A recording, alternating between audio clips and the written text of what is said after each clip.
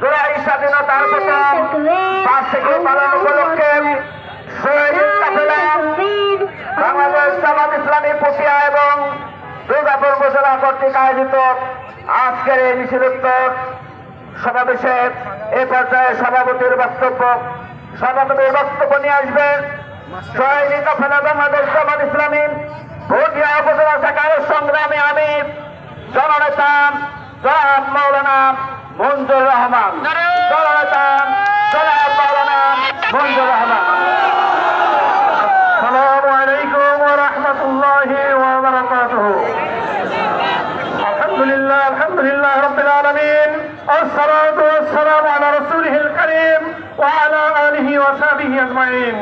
বাংলাদেশ জামাত ইসলামী কর্তৃক আয়োজিত আজকের এই 1 বছর স্বাধীনতা, দ্বিতীয় স্বাধীনতার 1 বছর পূর্তি উপলক্ষে আয়োজিত আজকের এই বিশাল গণমিছিলে আজকের প্রধান অতিথি বাংলাদেশ জামাত ইসলামী কর্তৃক মনোনীত এই পুঠিয়া দুর্গাপুরের কৃতি সন্তান বিশিষ্ট শিল্পপতি জনাব নুরুজ্জামান লিটন ভাই উপস্থিত আছেন।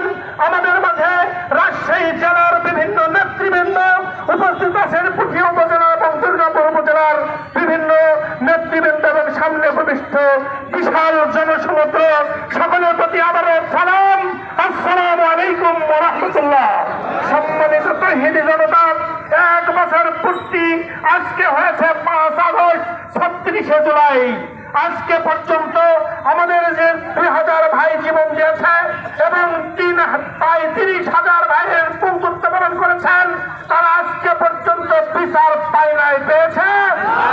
আমরা সরকারের কাছে আবেদন জানাতে চাই, অতি সত্বর দ্রুত আইনে বিচার করতে হবে, করে দেখাতে হবে এদেশে কোনো ফাঁসিবাদের জায়গা নেই, আগামী দিনেও কোনো জায়গা থাকবে না ইনশাআল্লাহ।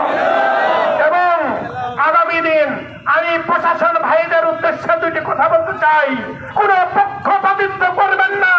কোন পক্ষপাতিত্ব করলে বিগত দিনে যেমন ভাবে আপনারা অত্যাচার করেছেন তাদের কোন জবাব দেওয়া হয় নাই, আগামী দিন জবাব দেওয়া হবে ইনশাআল্লাহ। নিরপেক্ষ ভূমিকা পালন করুন এবং যেটা আইন শৃঙ্খলা রক্ষা করার জন্য যা করার, কোন চাঁদাবাজি, সন্ত্রাসী, দুর্নীতি, মানবসত্ব সকল জায়গায় আপনারা ব্যবস্থা গ্রহণ করুন। আপনারা নীরব ভূমিকা পালন করবেন না। আপনারা যদি নীরব ভূমিকা পালন করেন, সর্বপ্রথম আপনাদের বিরুদ্ধে আমাদের লড়াই শুরু হবে। আপনারা অনুরোধ জানাতে চাই, সারা বাংলাদেশের দিকে তাকান। আজকে জনগণের জল নেমেছে ঢাকা থেকে শুরু করে সারা বাংলাদেশের প্রত্যেকটি থানায় আজকে জনসমুদ্রের জল নেমেছে।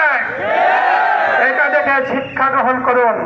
আর রাজাকার নয়, এই রাজাকাররাই সামনের দিনের এদেশের কর্ণধার হবে ইনশাআল্লাহ। এদেশ তারাই শাসন করবে ইনশাআল্লাহ। এদেশ মুসলমানের দেশ, এদেশ ওলামাদের দেশ, এদেশ অলি আউলাদের দেশ। অতএব ইসলাম দিয়ে এদেশ চলবে, এটাই স্বাভাবিক। কোন বাধা সামনে মানা হবে না। মানা হবে নাকি? অতএব সবাই আমরা জাগ্রত থাকবো আগামী দিনের জন্য। আগামী দিন আবারও এরকম ডাকে সবাই সাড়া দিয়ে আমাদের এইরকম সমাবেশ আপনারা সহযোগিতা করবেন। আজকে এসেছেন অনেক দূর দূরান্ত থেকে, সকলকে মোবারকবাদ জানাই, সকলকে ধন্যবাদ জানাই, সকলের প্রতি কৃতজ্ঞতা জানিয়েই এবং আগ্রহের এরপরে এখান থেকে আমাদের আজকের এই গণমিছিল এবং সমাবেশের সমাপ্ত ঘোষণা করা হচ্ছে। শান্তি শৃঙ্খলা দিয়ে যার যার এলাকায় যেভাবে এসেছেন সুন্দরভাবে